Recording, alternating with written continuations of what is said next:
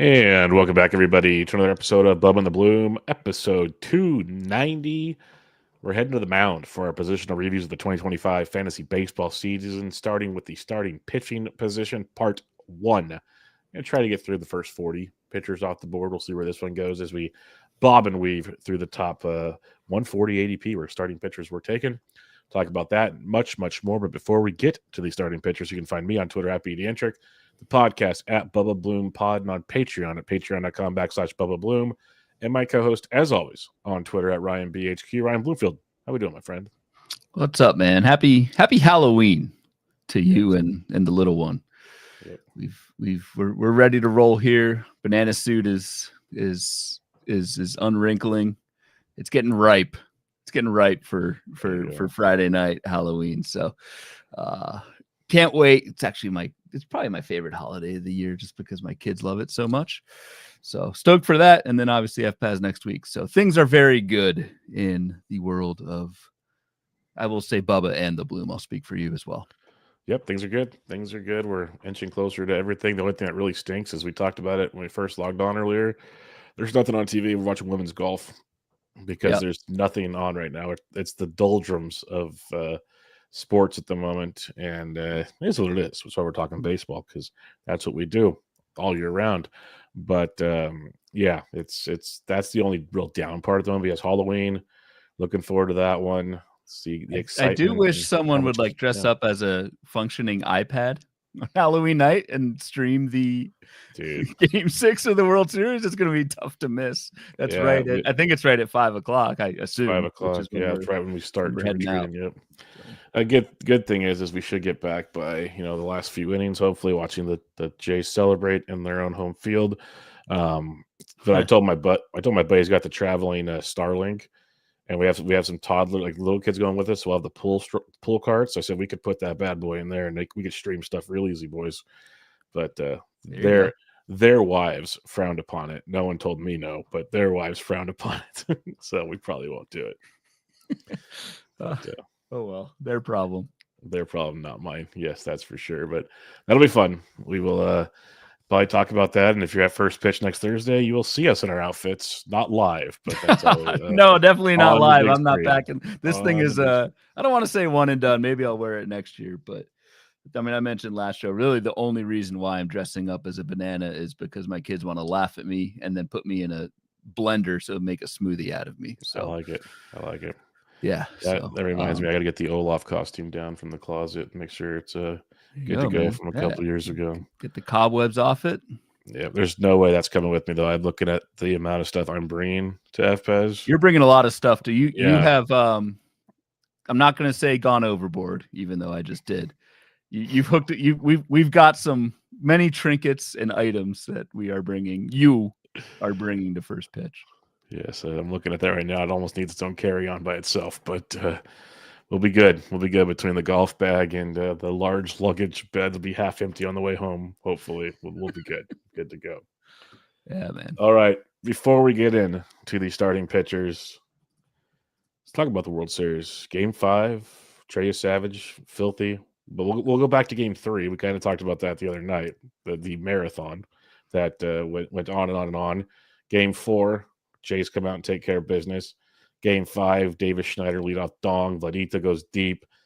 Tone was set, and Mr. Savage just followed suit. 3-2 lead heading back to Toronto.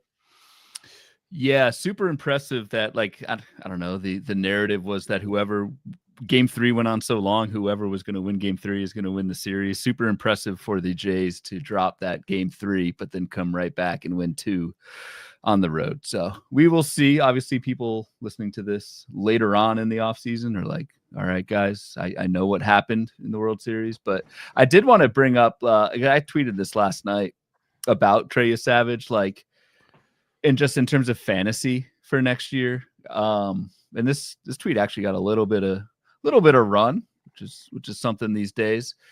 It's just more so I said I usually scoff at postseason numbers affecting next year ADP. I think we see that a lot. Someone goes off in the postseason and everyone says, oh, their ADP is going to go up, and it kind of never does.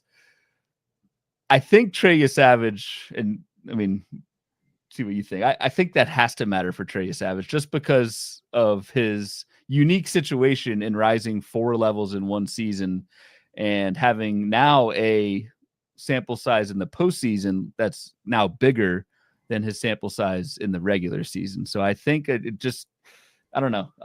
I don't want to overreact to the postseason, but I just think this is such a weird case that you need to kind of look at the whole body of work, and the body of work that Trey Savage has put together in the postseason is actually a big chunk of what we're evaluating him on for 2026. So, I mean, I'll throw it back to you. Like, do you put this postseason performance from Savage?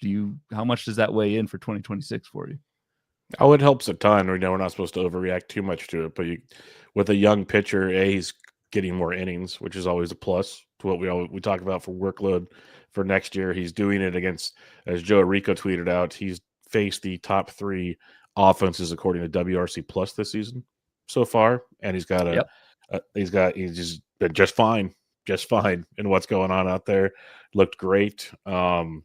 When you were kind of breaking that down about the regular season, postseason, it reminds me of COVID year when we had small samples, and you had this postseason that was almost a whole nother season for some guys. It was a long postseason. That's right. Good call. Yeah, like Altuve struggled so much. I remember him big, but had a monster postseason. So what do we take going into 2021? Like when you're making so when you started saying like that, reminds me a lot of a few years back. We were in this scenario. How do you react to it? Yep. There's no exact science. Like it is what it is. Like you either run with it and hope it continues, or you don't. I'm going to run with it a bit. I'm not going to overpay though, and that's the problem. I think a lot of people are now. That's the downside. I think that's the counterpoint is right. Like everyone, at least for these next few months, it's going to be all Savage. It's interesting. I tweeted. So Jenny Butler responded to the tweet. We're going back and forth, and she was like, "Yeah, I was wonder where Savage would have gone in the meatball draft had we known what would happen." I was like, "Was he wasn't even in the majors when we did the meatball draft because he wasn't called up until September. He wasn't even a factor yet." Yeah.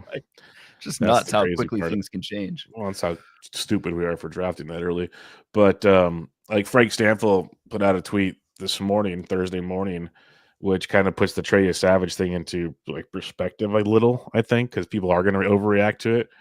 But at the same time, it's like, okay, let's look at other young arms. Like, how do you approach Chase Burns, Nolan McLean, Emmett Sheehan, Trey Savage, Cam Schlittler, Jake Mizorowski?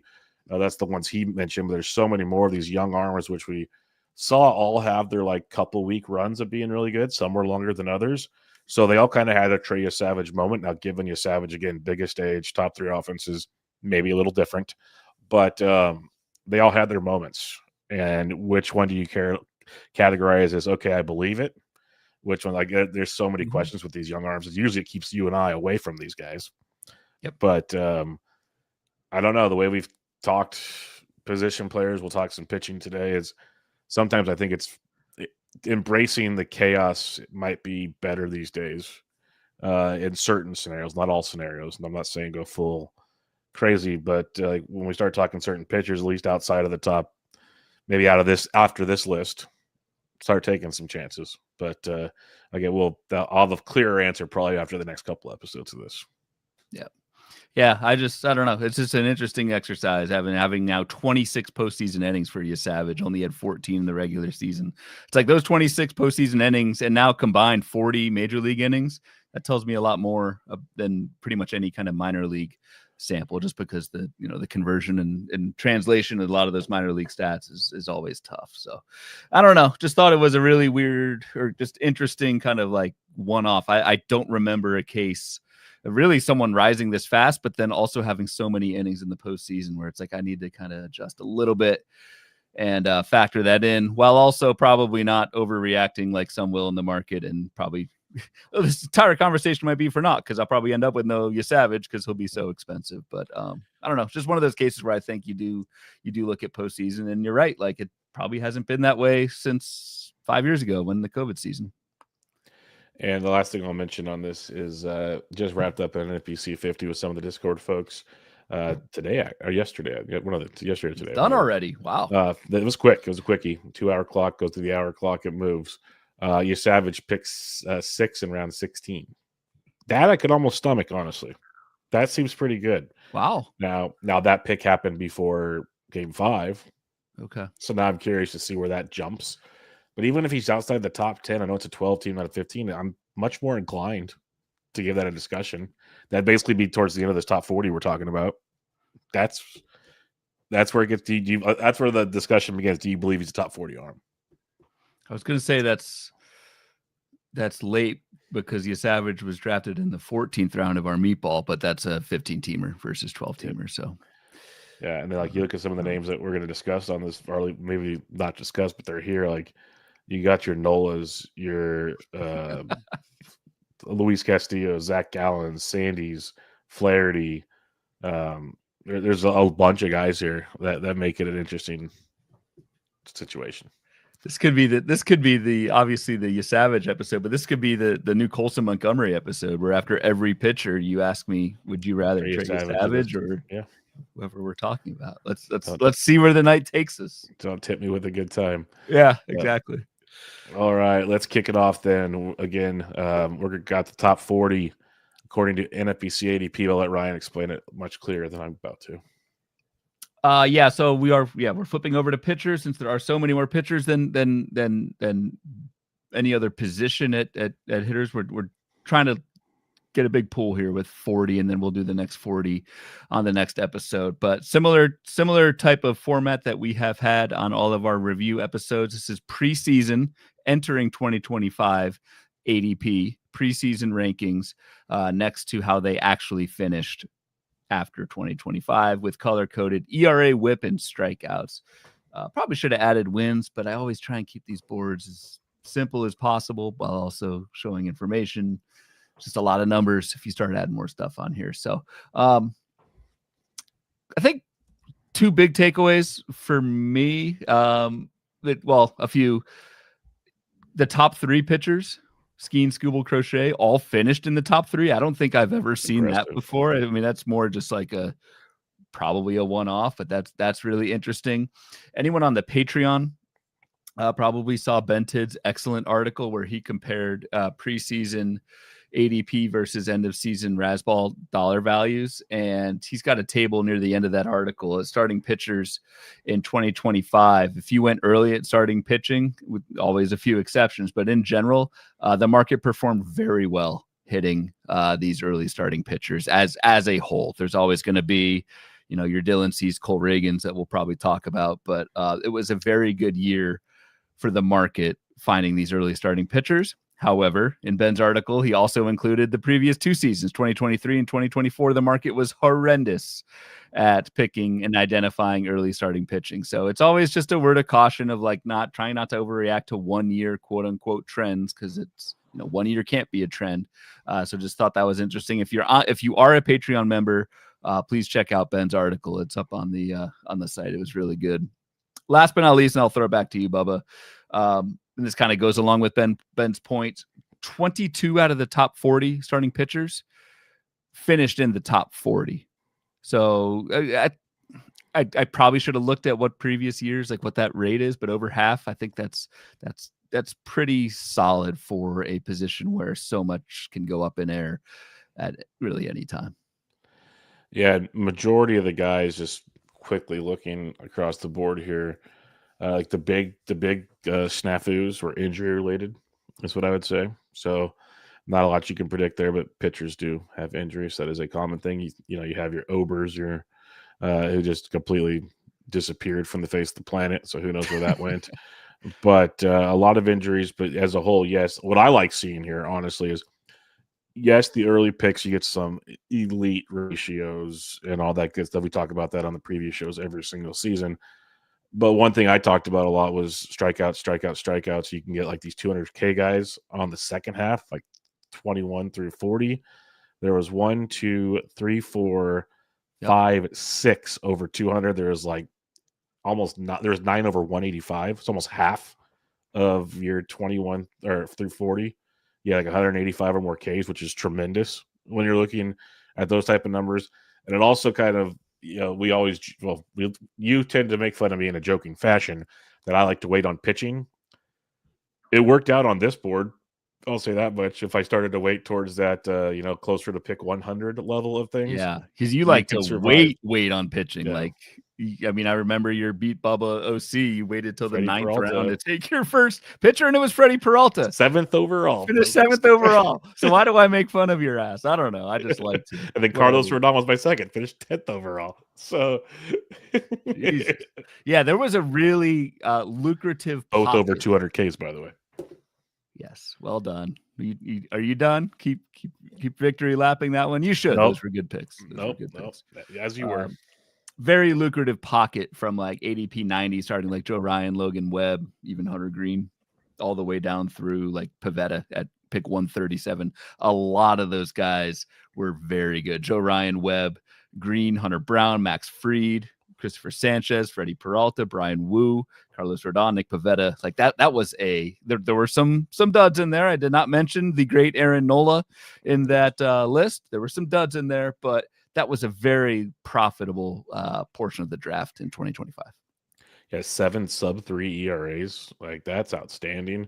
Because, like I said, usually you're getting good ratios early on if the guy stays healthy, and it's going to dwindle. But these guys provided some elite ratios in throughout the deal outside of Nola, Castillo, Gallen, Flair. Nola's ERA is like the reddest red I've ever seen. That is like still mooing red.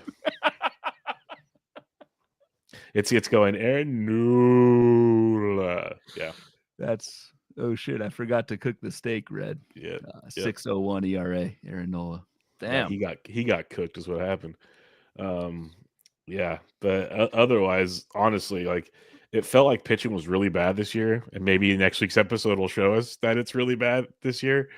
But to your point and to what Ben discussed in the article, like all in all, even the guys that weren't like elite, you still like Framber sucked in this. Like as the season went on, still had a 3.66 ERA and 187 Ks. Like you wanted more from Framber, but he didn't destroy you like some other guys did. There's a lot of really good numbers out here. But then again, some of these guys with good ratios. Michael King, Glasnow, Pablo, Snell, Burns, Reagans, they missed a lot of time also. Yep. So, yep. Any other takeaways before we kind of get into a more micro level analysis here of these players? Let's micro it up. Perfect. Yes, I'm using stats terms now. You're welcome. We're going to go pockets here because that's what we like to do on the show, pockets of ADP. But we're going to go with in pockets of 5 if you look at the graph that Ryan has on YouTube, it is in pockets of 5. So that'll make it pretty simple for us here. And we could highlight all of them or we could skip some. It depends. And early on, we kind of know you got Skeens, Skubal, Crochet. You mentioned they were the first 3 off the board, 10th ADP, 12th, 18th. So 2 in the first round, all finished in the top 3. We went Skubal, Crochet, Skeens. The wins hosed to Skeens. And then you had Wheeler at 4, finished 14th. Gilbert 5, finished 27th. What do you have on this one? Because the top 3 guys just far and away amazing. Wheeler, great till he got hurt. Logan Gilbert was kind of an up and down, but in the end, again, finished quite fine. Fine. Yeah, I mean, Logan Gilbert is the lowest performer in this top 5, but missed a ton of time. Inflated ERA, 3.44 ERA compared to 1.03 WHIP. That ERA should be lower when you look at that, and still brought the Ks. So just a couple of quick things. Yeah, super impressive for Paul Skeens to finish 3rd despite pitching on the Pittsburgh Pirates, getting 10 wins. He was 10-10 with a sub-2 ERA. The only sub-2 ERA on this sheet. God. So super impressive to finish 3rd overall. Crochet, just want to call out the kind of the anti-Verducci effect here. So it's always that year after and again, one player does not dispel or validate anything. Year 1 after a major volume spike where Crochet threw 146 innings in 2024.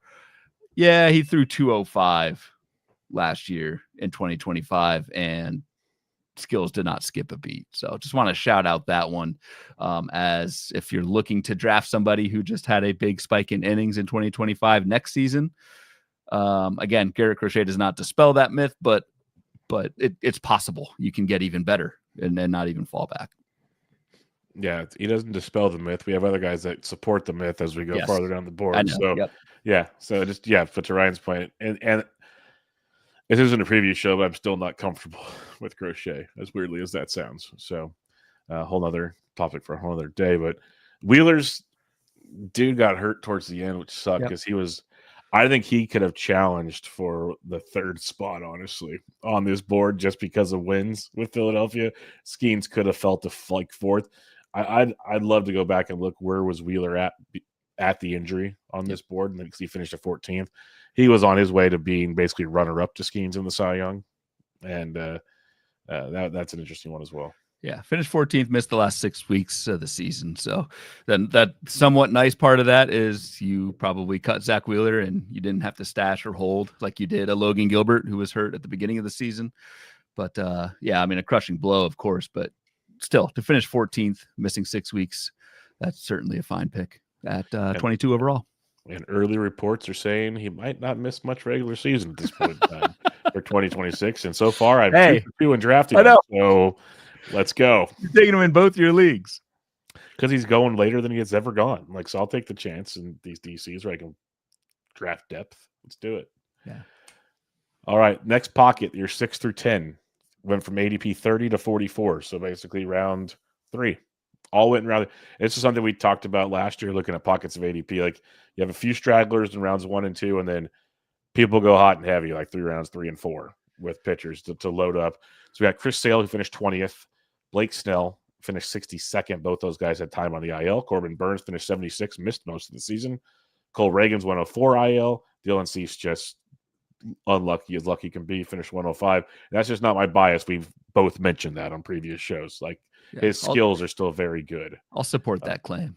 Yeah, his skills are very good, and I've already got a Dylan Cease share as well. So I have because he's going late, early. Like, I have zero problems doing it. I think he was my SP3 in one of my 50. Jesus, so, what are you doing? I'm loading up on a victory is what I'm doing. But yeah, Sale, Snell, Burns, Reagans all had different blurbs on the IL, and the Dylan Cease and he's a free agent. I'm curious where Cease lands. Chris Sale, another example, not to beat a dead horse here, but another example of the year after a big upload, upturn in volume.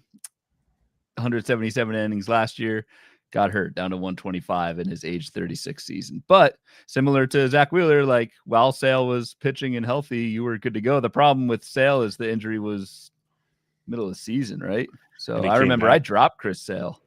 Yep. Yeah, he got hurt. Yeah, June 19th, fractured his rib against, I think it was against the Mets, right? It was like going after he fell, he was running or something. Yeah, it was like a slow roller. He fell and or he dove for a bunt or something. Yeah, something stupid. Freak injury is kind of the takeaway there. And Chris Sale missed, I want to say, yes, he missed over 2 months. He missed over 2 months of the season and still finished 20th in his age 36 season. That's skills are very pretty good. Damn impressive. Yeah, skills are elite. So 165 Ks and 125 innings at 36 is pretty good. Yeah. Yes, it is. The dude still had a 26% K to walk. Like, his skills almost mimicked the 2024 season that put him on the map. Like, everything's almost in line with that season. Mm-hmm. Last thing, I don't want to hog everything, but no, you run with it. I'll just throw stuff on top, so you're fine.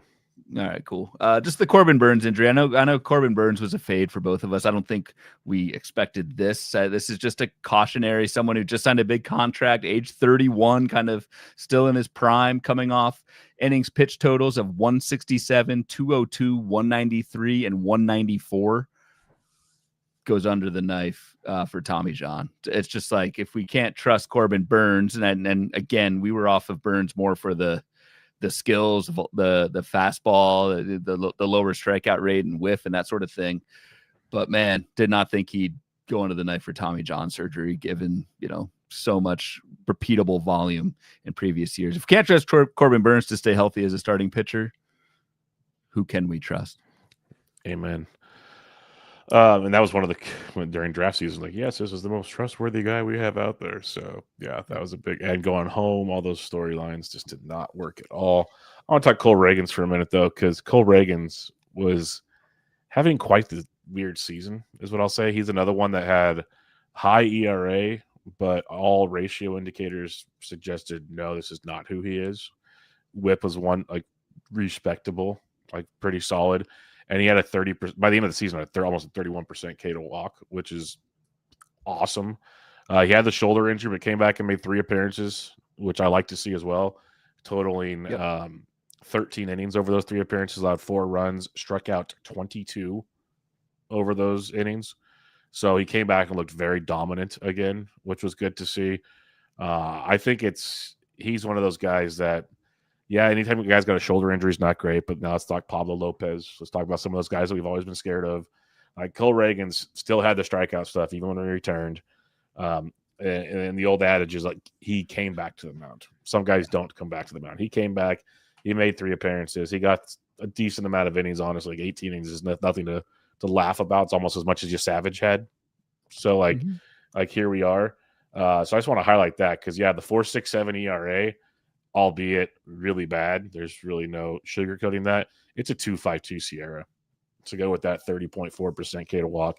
Cole Reagan's was still filthy last year, like really good. Just a couple outlier things. So I just wanted to highlight that. Yeah, he finished 104 at the position. Yeah, he only had 61 innings pitched. He had that injury. But he, when pitching, still pretty dang elite. Yeah, and I do want to hit on he came back at the end of the season thing, because that was, and it's a little bit of a different thing, but Jacob deGrom last year, folks that were in on Jacob deGrom entering 2025, the he came back argument at the end of the prior season was very important for folks that were in on Jacob deGrom. A little bit different because deGrom, right, this was recovery from Tommy John, whereas Cole Reagan's, there was no surgery. It was just a rotator cuff strain. But I don't think, I mean, from a skills perspective, Cole Reagan's is just as good as he's been. You've got questions on the volume, but again, I always question myself every year. It's like, should we even be in the business of trying to predict starting pitcher volume? Just take the best pitchers and let the innings chips fall where they may, as Chauncey Billups would say. Yeah, make it rain, baby. Make it rain. So really curious there. To your Jacob deGrom point, he leads the next pocket of ADP, 11 through 15. ADP 47 through 62. deGrom finished 12th at the position. We're definitely talking about him. Yamamoto finished 8th, and he is about to be the 4th, if not 3rd, pitcher off boards very shortly. Schwellenbach finished 30th with injuries. Framber Valdez 39th. Michael King, oh God, bad mattress and all, finished 80th. I say oh God because Ryan's laughing for the reasons I'm pretty like the injuries he had were next level things there.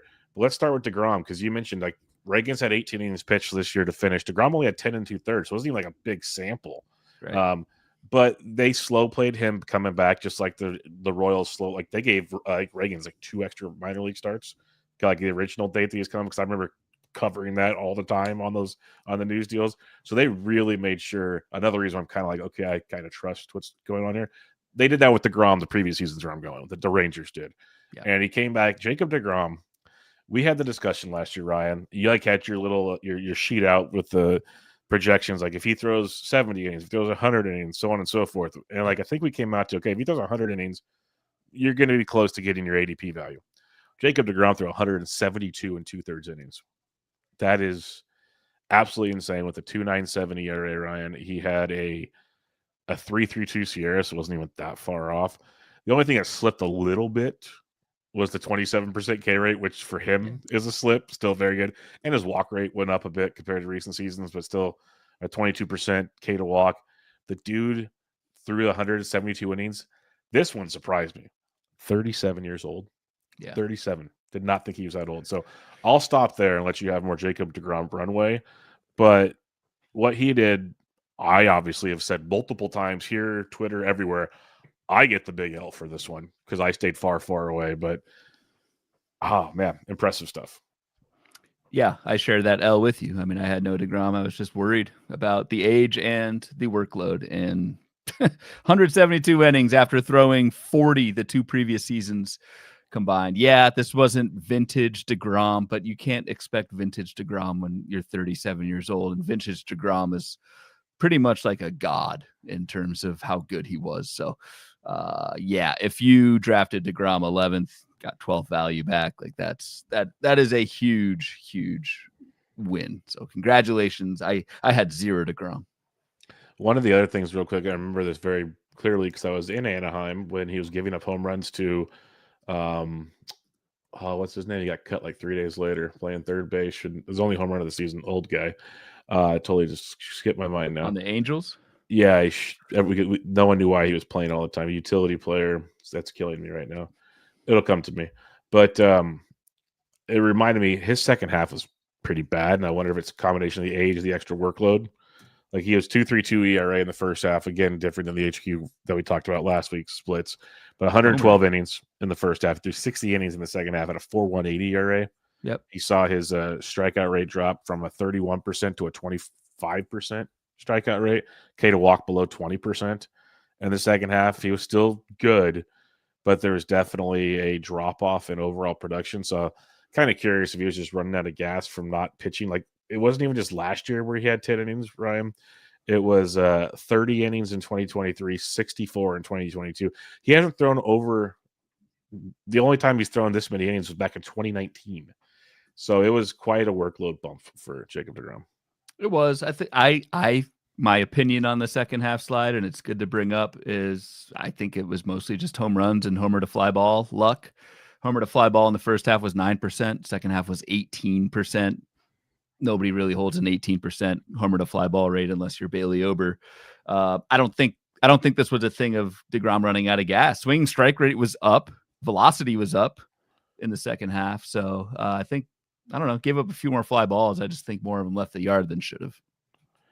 Yeah, okay. I got to look this up. So, yes, Zach Neto hit one. I remember seeing that. They talked about that here. This mysterious angel third baseman. Oh, no, I need to see who this is because this is going to kill me. Because I remember Where's Burks? He listens to these shows. I got up to get a beer because I knew I wasn't too concerned about it. I know who you're talking about. I remember we were making fun of him. This is going to kill me. I'll figure it out eventually. I won't keep dragging this on. But who else you got here? You want to talk Yamamoto for a second, or are you good there? Because this guy is the topic of conversation right now between his no, it wasn't Tim Anderson or Chris Taylor. I'll keep looking. Yamamoto dealing in the World Series. If it wasn't for you, Savage, we'd be talking Yamamoto all over the place. Now that's the discussion. Is he pitcher forward? Does he jump Skeens because of the wins? So on and so forth. Yep, certainly a case to be made for Yamamoto. I think he is that mysterious fourth starting pitcher that everyone likes to speculate on for 2026 at this point in the offseason. But yeah, it could make an even bigger case. What I think I love the most about Yamamoto this season was obviously the volume, going up to 173 innings. Ground balls, man. Love the ground balls. It's the way to my heart. 53% ground ball rate for Yoshinobu Yamamoto and 21% K to walk. Everything supported what he did. And this is another one where like, oh, I don't want to take Yamamoto. He didn't throw many innings in 2024. I'm funny. I crack myself up sometimes. Yeah, I was with you too, and I'm all in now on Yamamoto. I just looked it up and I saw that Michael hasn't had. It's Kevin Newman. I was thinking of somebody else. Yeah, no, it's the Angels have a lot of those. But sorry, I actually was thinking Chris Taylor. Yeah, that's who Burks put in the chat. Yeah, but Chris Taylor, when that was not him. But yes, Yamamoto seems to be the dude. I am a believer. I apologize for not being a believer beforehand. And yeah, I think he's definitely worthy of a second round pick right now coming up this draft season. He seems pretty darn good. I'll talk Schwelly for a minute. Schwellenbach, he was the 13th off the board, finished 30th. 309 ERA, 0.97 whip, 108 strikeouts. Those 108 strikeouts that came over a whopping 110 innings before he had an elbow injury. Never had surgery on this, but he started throwing live batting practice towards the end of the season. Never rejoined the rotation, so that's kind of a not ideal. He was out since the end of June, so never pitched the second half, essentially. Looked really, really good early on. Even like 108 strikeouts to 18 walks. Like, that's beautiful. A 4% walk rate along the lines. Like, love Schwelly. Not sure about this injury situation, but it looks like we should be good to go to start the season. But it's one of those should have had surgery, didn't have surgery. How do we feel about that situations? But it was a good season. Just one of the many we're going to talk about that kind of got cut short. Yeah, and just a weird. I'll obviously need to dive into it more in the offseason, but it wasn't like your typical elbow injury. I mean, it was a fractured elbow. It wasn't like a like a tendon strain or anything like that. So I don't really know, but Spencer Schwellenbach had a lot of smart people in his corner entering 2025. You were kind of shooing away the track record because there wasn't much for Schwellenbach, but certainly deserved the success that he had up until the elbow injury, and just a tough one. But still, again, to miss that much time and still finish 30th is damn impressive. Framber Valdez, had a great start to the year, finished horribly, screwed over his backup young catcher. Seems like an actual horrible teammate. By the way, other people even talked about him. It seems like it's almost might be a known thing around the league after that took place. Some rumblings that were being said from past teammates or opponents about Framber Valdez. He's a free agent, so that's not the best time to probably piss people off, having to go look for a deal somewhere else. But another guy, like I said at the beginning of the show, the 3.66 ERA, not bad. 1.24 WHIP. You usually hope lower for Framber because of the ground ball rate. Got you the 187 Ks, but it was one of those like, if you had him in head-to-heads, he destroyed you in the second half of the season, at least the last month or so. Yeah, it was rough. I'm pretty sure Framber, he's been pretty open about. I know he's been working with a sports psychologist and anger management and that sort of thing. So an unfortunate slip up. Like that was pretty brutal to watch. And quite honestly, hitting your own catcher intentionally, that's costing him a lot of money, I think, in free agency. It's just because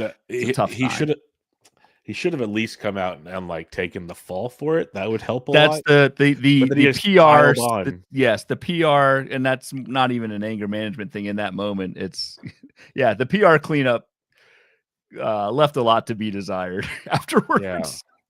Like we'll if just you say would that. flat out said, I effed up.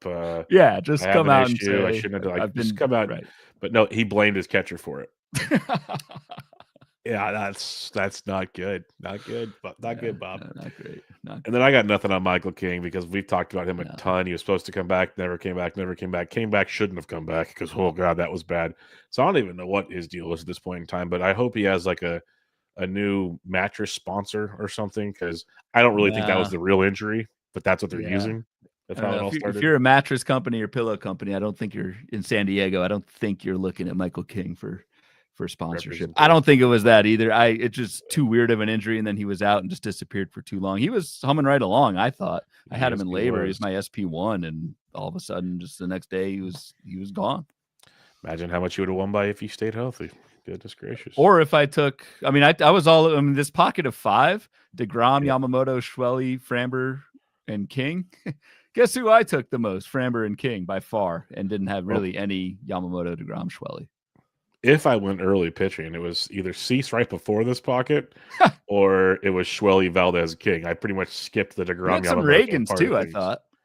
Yeah, I had Reagans in one of my auction. I think our listener league auction for pretty cheap. It felt like $22 or something. Yeah, good times. All right, pockets 16 through 20. They had an ADP of 64 through 80. Spencer Strider finished 139. Part of that is because he started the year late on the IL. Part of it, he really wasn't that great. Tyler Glasnow finished 56. Pablo Lopez 57th. Tanner Bybee 68th. Bryce Miller just off the map at 237. So all in all, some of these guys weren't horrible for you, but most of them had injuries, or none of them really paid off their value. Let's put it that way. None of them. Like, this is a pocket that you like to walk away from right about here and take an outfielder or a shortstop or something else. So let's start with Strider because this is the one we're going to probably talk about a lot this offseason in general, Ryan, but we can give a initial thoughts on what took place there. Through 125 innings, made 23 starts. That's good. Good stuff there. 4.55 ERA, not great because it had a 4.15 Sierra, so didn't really back it up with much you'd like to see, at least in my opinion. We saw the 24% K rate, much lower than we're used to. So it was basically a 15% K to walk, which is pretty darn atrocious for anybody, let alone Spencer Strider. Now, first year back from the injury, do we take the grain of salt approach, the brace procedure, all that kind of stuff? Where are you at on Strider, like with what he did last year? We don't have to talk 2026 a ton, but what you saw last year, because I'm worried, but I'm also like, it's a guy coming back from a big surgery. Yeah, I'm worried too. Spencer Strider needs to. I mean, it's all about the case for Strider. He's never been a huge command guy with great walk rates, so he needs to strike out in kind of the 30%. I mean, peak Strider was 38, 36% back in 2022 and 2023 respectively, and then that tumbled obviously to 24 last year. Velocity was down. This was not. I mean, the velocity was down and not down. It was down a ton from peak Spencer Strider. Was 95.5 miles an hour on the fastball. Peak Strider was 98. Like, that's a huge difference. So I'm worried. You mentioned the internal brace. I was going to throw this back to you, but like, we don't know much about the internal brace procedure and how effective it actually is at folks. I know Scott did some work on kind of innings volume on that side, and that wasn't too much of a deal for Strider, but the actual, like, this was not the same guy. And similar to my I already forget who I was, Garrett Crochet example with like an inning spike. One player does not a trend make, but I'm at least suspicious of internal brace and how quickly people, because you get the procedure to not miss a year and a half. You get it to miss less than a year if if the good doctor sees fit. But I don't know, man. This wasn't a great return, obviously, for Strider, but also I don't know if it's the most shining endorsement of the internal brace procedure either. Yeah, I guess it makes you wonder, like, since it's a brace, it's half the time, is it just a Band-Aid? Like, I don't know, but yeah, I don't know. again, we don't know. It's such a new procedure. Maybe it's just who like he basically surpassed, I'm pretty sure, all the innings Burks mentioned in his write up he did last year. Most guys hadn't gone through like X amount of innings. I think Strider surpassed that pretty easily, but obviously didn't have the stuff to go with it. Right. I remember there was a point late in the season I just kept saying, just sit him down for the rest of the year. Like, he's already got innings. Like, the velocity was so bad. I remember watching one, I can't remember if it was their own broadcast or someone else's, that they flat out showed, like, anytime he threw a fastball, it was just getting crushed, like destroyed. And if he threw a slider, though, he was still pretty decent. Like, he at least got ground balls and swings and misses. So, yeah, there's a lot to wonder about him. Scary part, Ryan, spring training, if we see him pumping it right out the gate, that ADP is going to freaking skyrocket. It's bad. People will be all aboard. They'll start talking. Remember Jacob deGrom last year? Stuff like that. So just wait. I like I like that voice. Yeah. Hey, remember that guy? All right. Anybody else here? Like I said, Glasnow, he was beat up, but when he was on the mound, was filthy. But I felt like he was going to have surgery again at one point. That never happened. Pablo Lopez injured also, but was pitching great. Yeah. Bybee, I think he pitched better in the second half than the first half. Then Bryce Miller, yeah, we know that story. Yeah, Bryce Miller for me was a pretty big fade. Just the skills did not back it up. I did not think, at least in 2024, I did not think Bryce Miller would fall off a cliff like he did, but he did. Bone spurs in his elbow. Decided not to get surgery. I don't know. That I'm sure affected things for Bryce Miller. Pablo Lopez was a bummer because, like you said, he was humming right along, and then just instantly shoulder came back after being healthy for a good 2-3 seasons in a row with shoulder issues earlier in his career, and then those came back. Tanner Bybee, yeah, that's the one that's the most confusing one out of all these guys. I did not expect. We were both big Tanner Bybee guys, and did not expect a fallback like this. I wrote up Bybee for the forecaster a couple days ago. He had a bad fastball.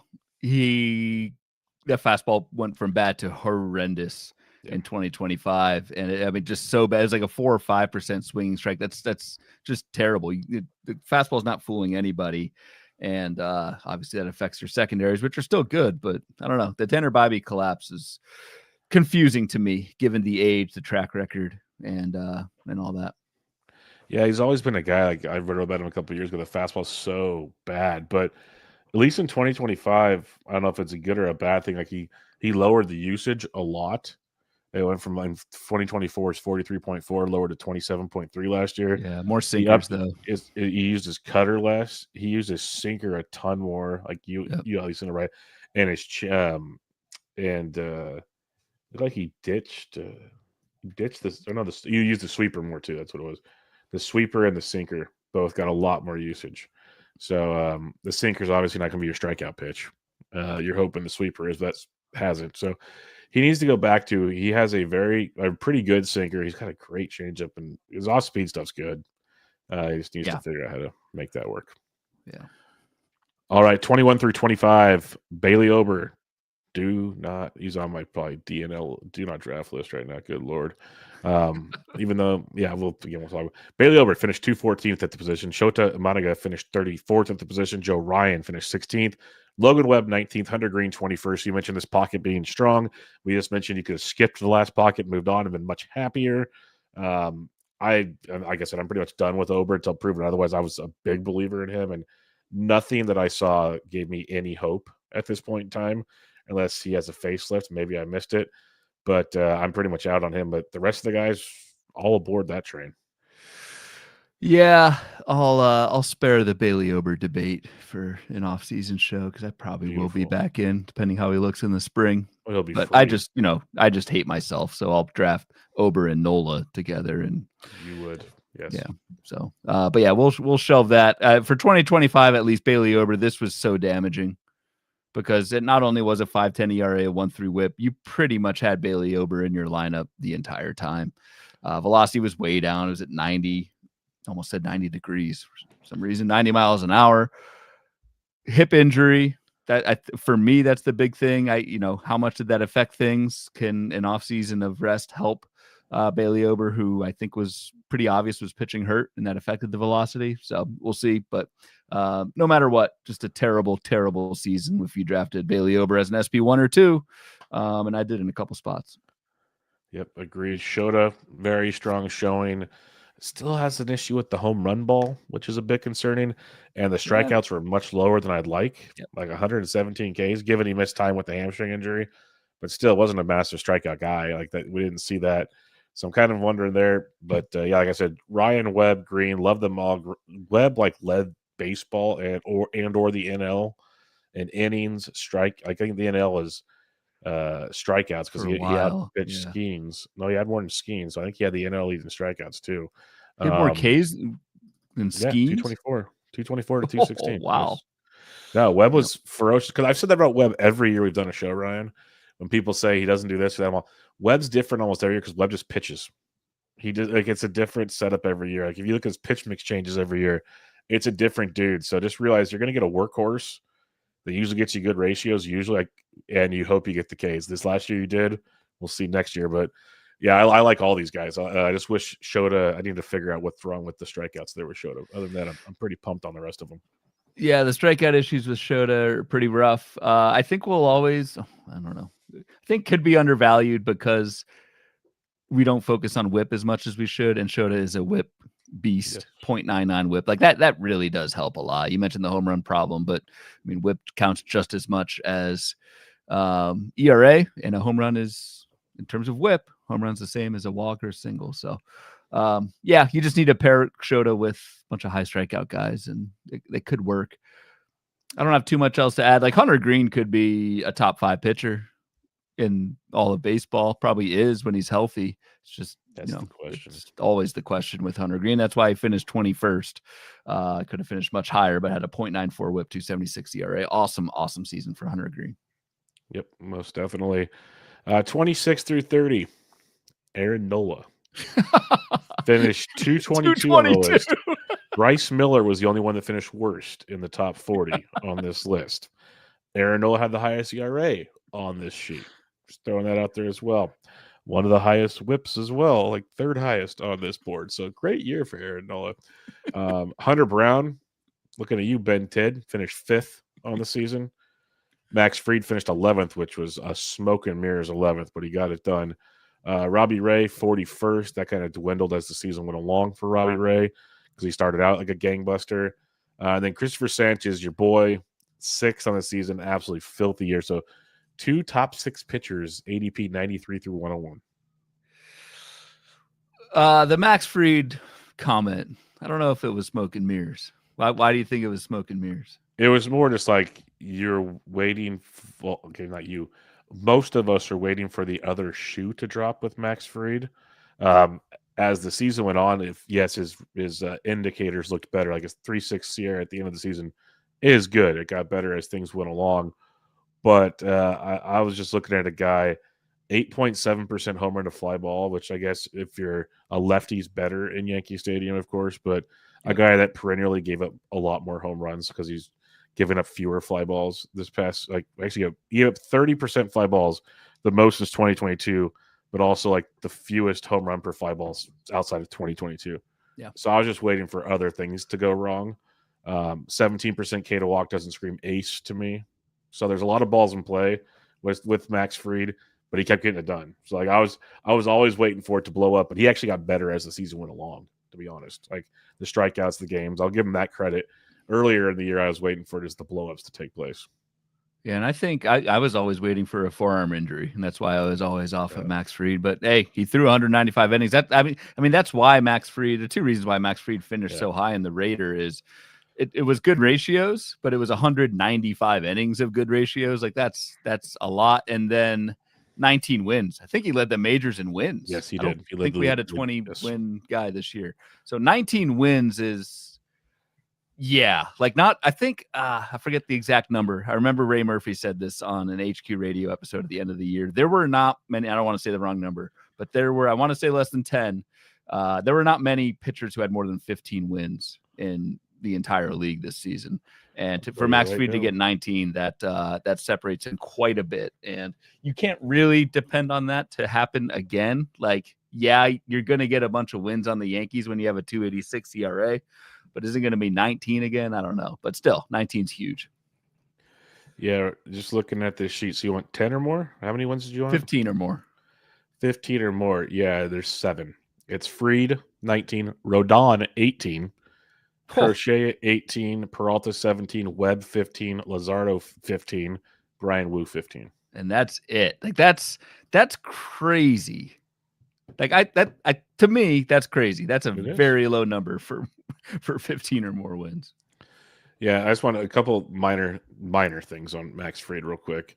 Is the innings he pitched this year, most of his career. So that's to your forearm question. Impressive. 195, 32 starts, first time in his career. So yeah, he continued to cook. 31 years old. I've always been a Max Fried fan. I was really worried entering this season with Max Fried, so not a lot of shares. But one more thing I got in this range. I mentioned we had the 5th and 6th guy here. Okay, where's Aaron Nola doesn't exist. The other 4 pitchers in this range, at least 186 strikeouts. So I'm going to keep just hammering the strikeout thing home. Is impressive. 2 of them over 200. Hunter Brown, and now the floor is yours for Christopher Sanchez. So 212 strikeouts. 2.5 ERA and a 106 whip. Man crush on Christopher Sanchez. He is the cover boy of the show art just because I love Christopher Sanchez. And he makes the covers for art, so yes. Yes, and my elite graphical expertise there. But yeah, Christopher Sanchez, I was waiting for the strikeouts to come. It's always been kind of an elite ground ball. Really good control. Like I love that as a stable foundation. You're always going to pitch well if you keep the ball in the ground and you don't walk anybody.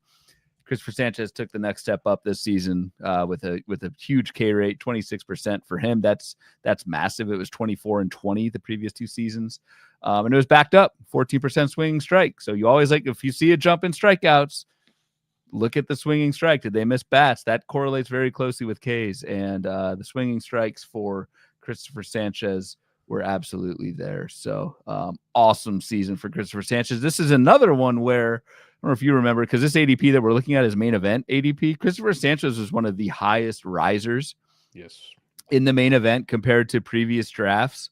And I think a lot of folks were off of Christopher Sanchez because once people start rising in ADP, going earlier and earlier, people get scary. This is one where the market, like, you could not have taken Christopher Sanchez early enough.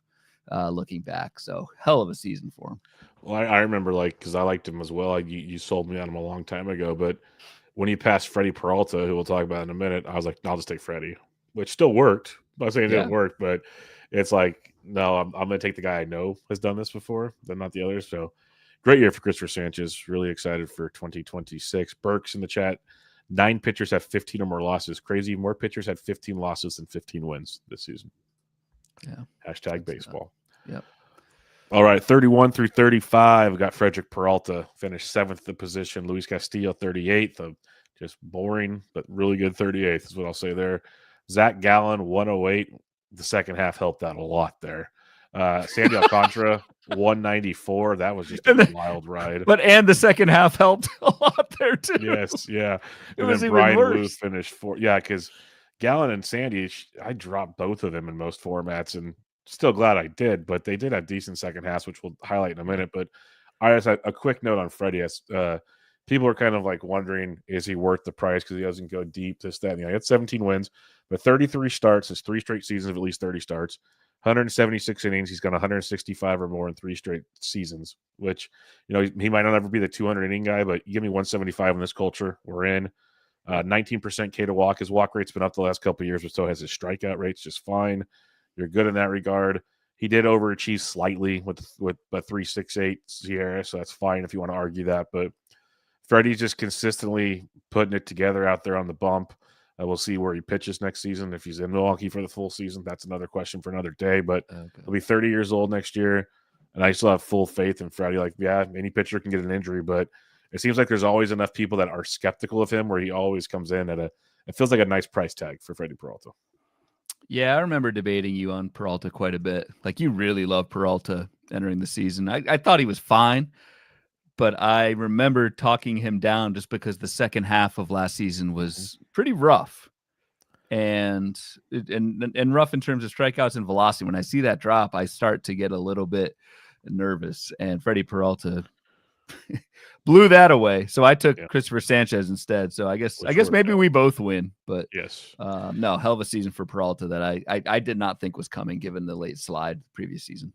And the last thing for Peralta, just like another kind of like steady Eddie thing. Hopefully it doesn't go the Corbin Burns route, but since 2021, it's been a 2.81, 3.58, 3.86, 3.68, 2.70 ERA. None of that's killing you. Like you're surviving in that regard. You prefer not that 3.861, but you can make it work. And he's basically had an 18% to 24% K to walk over that rate, with whips at 112 or below. It a 1.21 in 2024. Otherwise, it's been 112 or below. Like, that's just as consistent as it comes for 5 straight seasons. You love Freddie, don't you? Yes, I do. I will defend. I will defend him. Couldn't tell. Could you tell?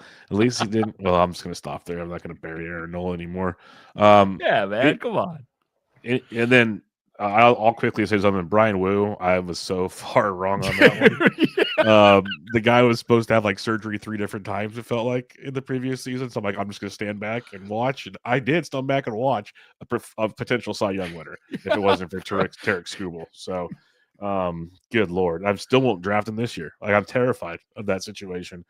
But that's all I want to say on Brian Wu. Hell of a season. Not sure how he did it. Just crazy good stuff there.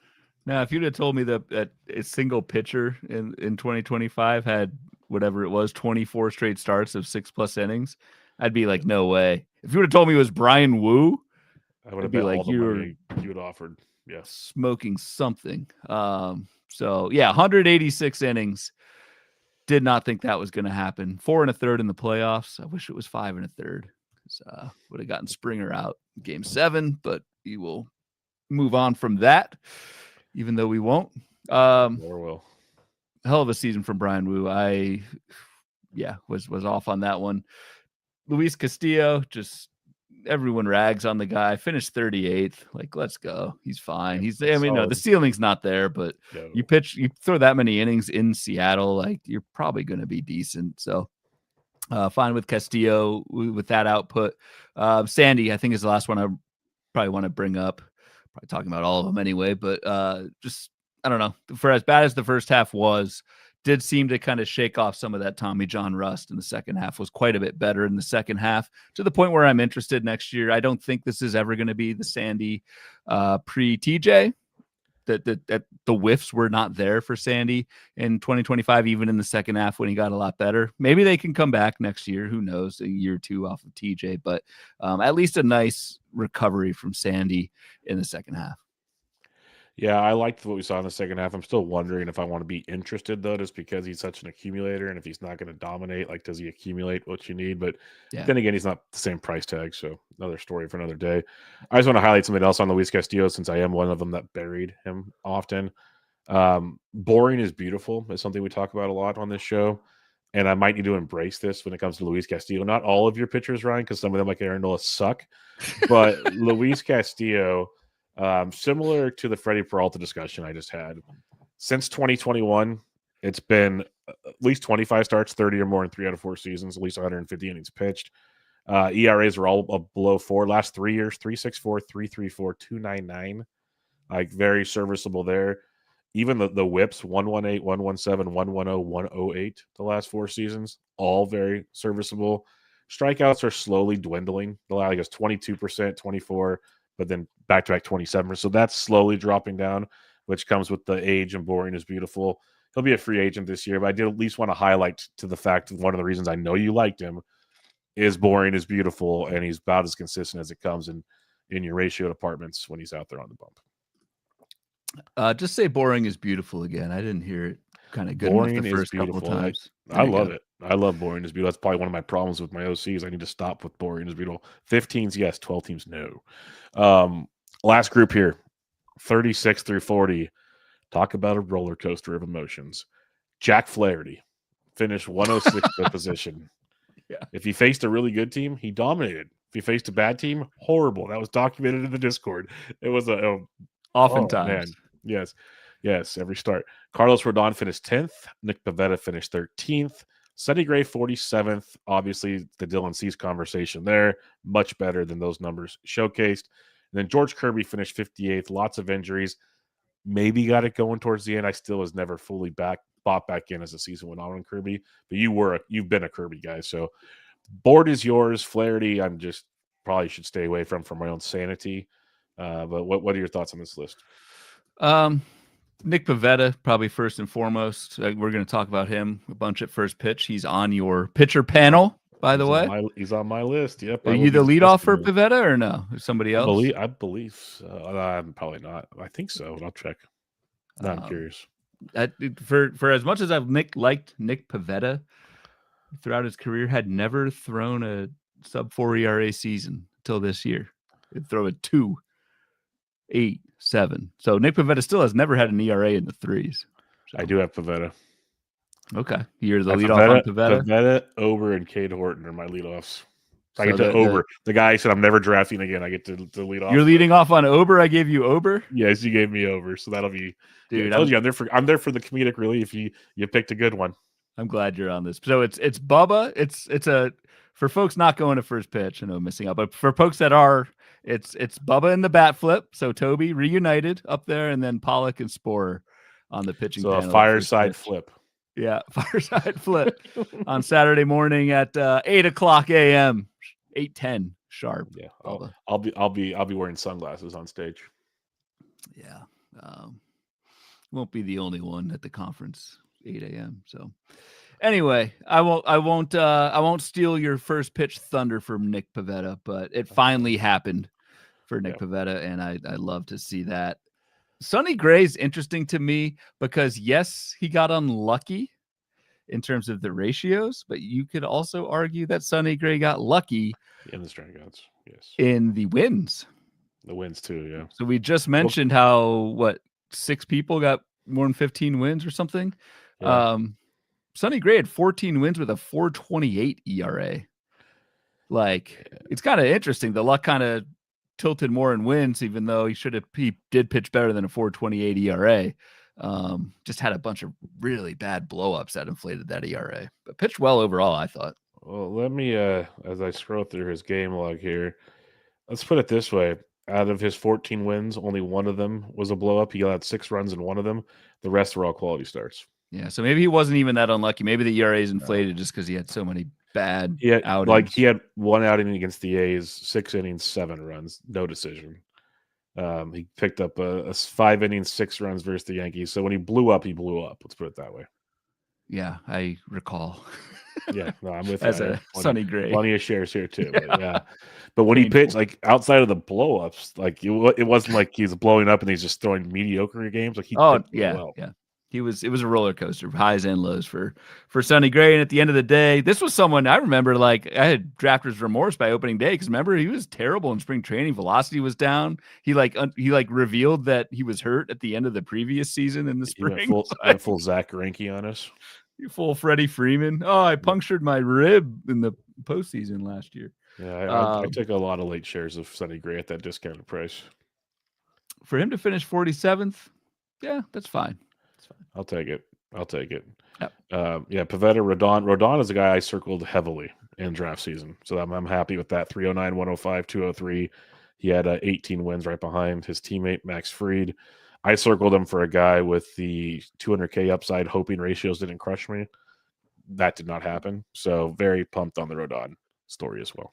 And as you mentioned earlier, the 18 wins, second behind only teammate Max Fried. That also does a lot of heavy lifting for your year-end value.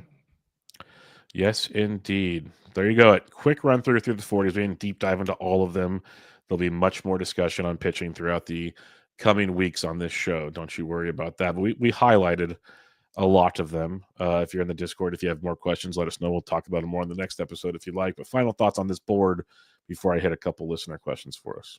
Yeah, no, fun topic. I kind of like the format, just kind of picking and choosing a few guys and diving in there.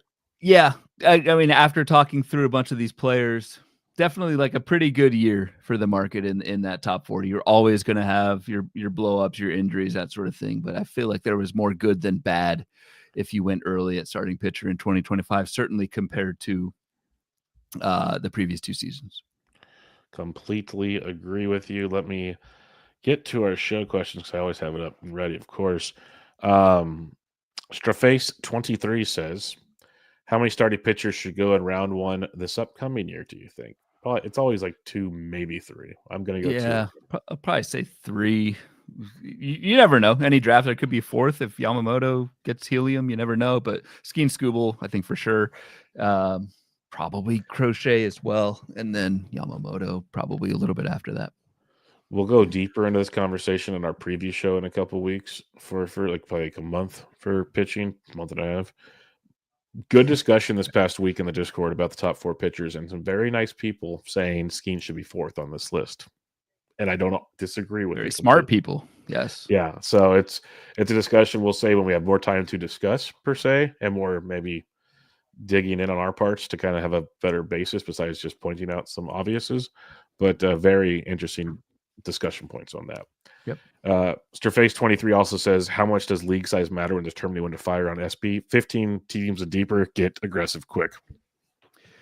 Yeah, I just think the replacement level in 15 teamers is so bad that you have to take on some risk of going early starting pitcher because if you lose them, it's rough to replace, but if you hit them and they do what they do, you're in great shape in a 15. Whereas a 12, well, I'll let you speak to the 12s, but like as we talked earlier, you waited till the 9th round to take Freddie Peralta, and then you took Rodon, I think you said, and that worked out great. So you can be a little less aggressive, I think.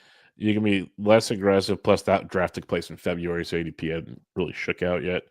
But in 12s, you can play the game more as replacement value throughout the deal, not ace replacement value, but replacement value nonetheless.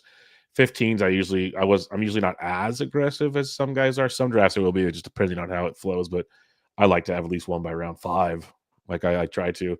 But it's also another reason why I've really grown. It's only been a couple of years of doing it, but we've talked a lot off air between me and Ryan why I really start to love these auctions now, because you like on paper it looked good when I went and got like Cease, Reagans, and Ober for like the price of an ace and a half. I really like that kind of idea. Like you can build stuff like that, which you could never do in a snake draft. And so there's just another, like the 15 team auctions is just a whole other level there. Cannot wait for our listener leagues to come back. Yeah, soon enough. It's not that far away. I know. I mean, honestly, like we'll be getting sending out the emails pretty soon. 2 months. We're gonna open up signups. Yep. Mailman Mike says, how far down the list are you comfortable targeting your SP1 in a 12 team versus a 15? We just kind of hinted on that a second ago. So I'm like round 5 at the latest for 15s. I don't know. You're usually around what, 3 at the latest? Usually I want to have one in the first 4 rounds. Though last season I waited till the 5th in some spots. It was because outside of like the top 3 or 4, it seemed like it kind of all started mixing together at a point. Yep. Pretty much always want to have like 3 in my top 10 though, be pitchers. It's easy to fall back on pitching, and it's tough to, as we'll probably see in the next show, it's tough to make up pitching if you don't have it up top. So usually my first one, top 4-ish rounds, and then 3 of the top 10. Every year when we do these kind of reviews, it reminds me why people say draft pitching early, and it's like, oh yeah, that's why. Got it. 10-4. BP says I have Joe Ryan at a very affordable keeper price. Nice. Anything about his underlying stats that would make you think his 2025 output is not repeatable? Take the cheap price. Take the cheap price, enjoy it, and don't sell it for sure. My biggest, we didn't really talk about Joe Ryan. My biggest concern with Joe Ryan entering the season was volume. Because he ended 2024 injured. And I don't think he came back at the end of 2024, if I somehow recall that correctly. But yeah, threw 171 innings last season, 3.42 ERA, 22% K- walk. Like, Joe Ryan is fine. He's going to give up. He's going to be a little bit homer prone just because he gives up, fly balls. But again, it's a somewhat minor wart compared to the rest of the package. Completely agree. And Ryan, that'll do it. Another episode in the books. We've made it to the mound, got the ball rolling. We'll spin it on Tuesday and try to see if anything good comes out of it, because it does get rougher. It does get rougher as we get going there. But final thoughts. Weekend coming up, Halloween. Most are listening to this Halloween or after Halloween. So they got that going for you. Got World Series Game 6 on Friday night. If not, Game 7 on Saturday night, if all fails. NFBC is going to roll over their formatting. I think what's Monday next week? Tuesday. Yeah, apparently so new site design as well at some point. Yeah. So a lot going on out there. A lot going on. We're making it through there's never doldrums for us at Bubba and the Bloom. We never stop. But we once, first pitch coming up, and then 2026, we're getting there, people. We're getting there to where draft season starts to kick off. That's my only other final thought is, what do you think we'll be doing 1 week from tonight? I was literally about to say, about this time next week, I'll probably be about 15 to 16 noons deep because golf got moved off up at 8. About 8 a.m. So, and I'm just saying noons because we'll see what the bar has, but drinks deep at this point in time. Thinking it probably should have went to bed 3 hours ago because we have a podcast the next day to do, but YOLO, as the kids say, 6-7 or something like that, whatever's going on out there. So what we're doing, we will be at the bar or the campfire, probably laughing and all saying it's time to go to bed. Yeah. That's the correct answer. Yep. Yeah. Everything else you'll need to be there to find out. With that, follow Ryan on Twitter at RyanVHQ, the podcast at Bubba Bloom Pod, on Patreon at patreon.com/Bubba Bloom. I'm at BD Andrick. Thanks for listening, everybody. We'll be back with you guys on Tuesday with part 2. This was part 1 of your SP review, episode 290. Catch y'all later.